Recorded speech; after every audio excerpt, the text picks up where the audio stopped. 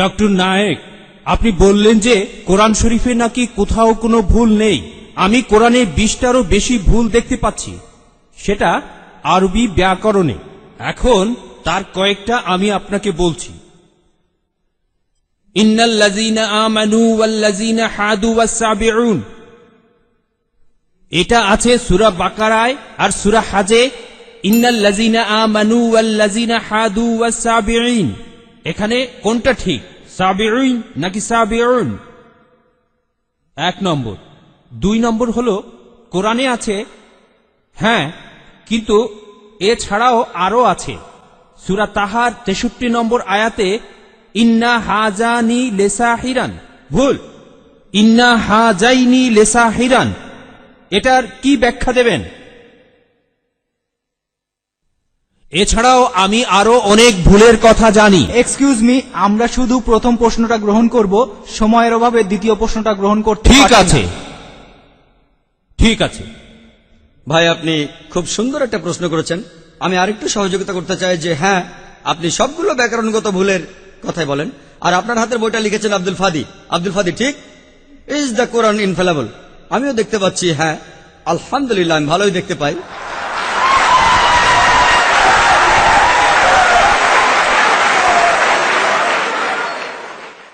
আমি এই 20টা ভুলের সবগুলোর উত্তর দেব, কারণ আমি বইটা পড়েছি।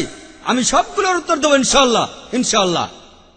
1 নম্বর পয়েন্ট ভাই, 1 নম্বর পয়েন্ট, এখানে 1 নম্বর পয়েন্ট হলো যে আরবির সব ব্যাকরণ এসেছে কোরআন থেকে। কোরআন হলো সর্বোচ্চ আরবি বই, যে বইটাতে সবচেয়ে উঁচু মানের সাহিত্য আছে। আরবি ভাষার সব ব্যাকরণ এসেছে কোরআন থেকেই। কোরআন হলো ব্যাকরণের মূল গ্রন্থ, আর কোরআন যেহেতু ব্যাকরণের মূল গ্রন্থ এবং সব ব্যাকরণে এসেছে কোরআন থেকে, কোরআনে কোনো ভুল থাকতে পারে না। 1 নম্বর পয়েন্ট। 2 নম্বর পয়েন্ট, 2 নম্বর পয়েন্ট, 2 নম্বর পয়েন্ট। ব্যাপারটা এরকম যে আপনি একটা রুলার নিলেন, আর সেই রুলারের গায়ে দাগ কাটা আছে, তারপর বললেন যে মাপটা ভুল হয়েছে।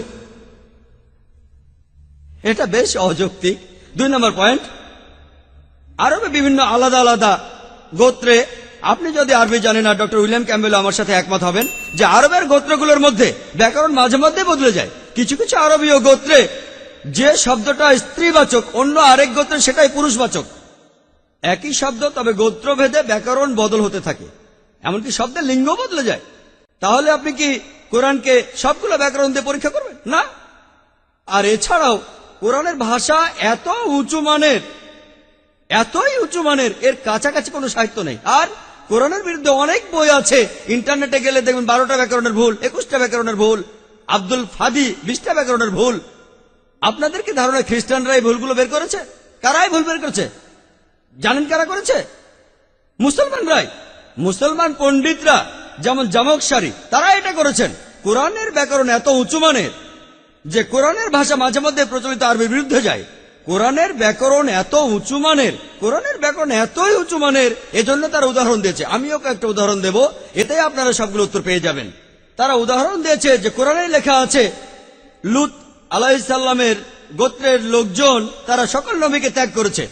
বলা আছে সব নবীকে তারা বর্জন করেছে। ডক্টর উইলিয়াম ক্যাম্বেল বললেন যে নূহ নবীর গোত্রের লোকজন, তারা নবীদের ত্যাগ করেছে।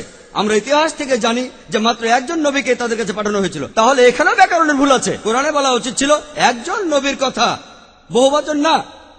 আর আমি একমত, আর আমার আপনার মতো লোকের কাছে মনে হবে এটা ব্যাকরণের ভুল। কিন্তু যদি আপনারা আরবদের লেখা বইগুলো পড়ে থাকেন, কোরআনের আসল সৌন্দর্য কি? সৌন্দর্যটা হলো কোরআনে কেন একজন নবীর কথা না বলে নবীদের কথা বলা হয়েছে। আপনারা জানেন কেন? কারণ আমরা জানি যে সব নবীদের হেদায়েতের বাণী মূলত একটাই, যে ঈশ্বর একজনই, তাওহীদের বাণী, আল্লাহ সুবহানাহু ওয়া তাআলার বাণী। লূত আলাইহিস সালামের লোকজন এবং নূহ আলাইহিস সালামের লোকজন তাদের নবীকে ত্যাগ করেছিল, আর পরোক্ষভাবে নিজেদের নবীকে ত্যাগ করে তারা সব নবীদেরই ত্যাগ করেছিল।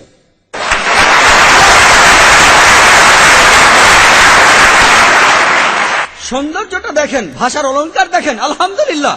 আপনার মনে হতে পারে এটা ব্যাকরণের ভুল, কিন্তু এটা ভুল নয়।